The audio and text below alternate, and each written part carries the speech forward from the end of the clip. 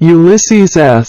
Grant, 1822–1885, was an American soldier and politician who served as the 18th President of the United States from 1869 to 1877. He is best known for his leadership during the American Civil War and his efforts to promote civil rights and reconstruction in the aftermath of the conflict. Grant delivered numerous speeches throughout his career, including his inaugural addresses in 1869 and 1873.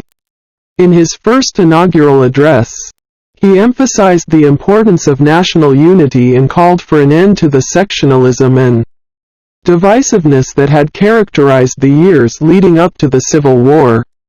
He also outlined his plans for Reconstruction, emphasizing the need for reconciliation and the protection of civil rights for all Americans.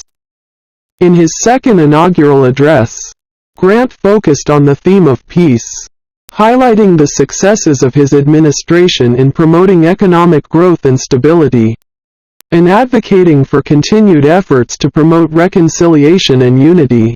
Grant was also a prolific writer and wrote several books on his military experiences, including his memoirs, which were published shortly before his death in 1885.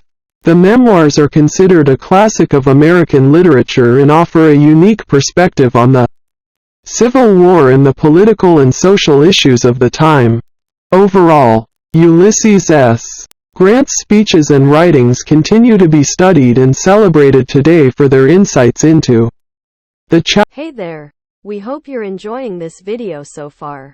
If you've been finding it helpful or entertaining, please take a moment to hit the like button and consider subscribing to our channel.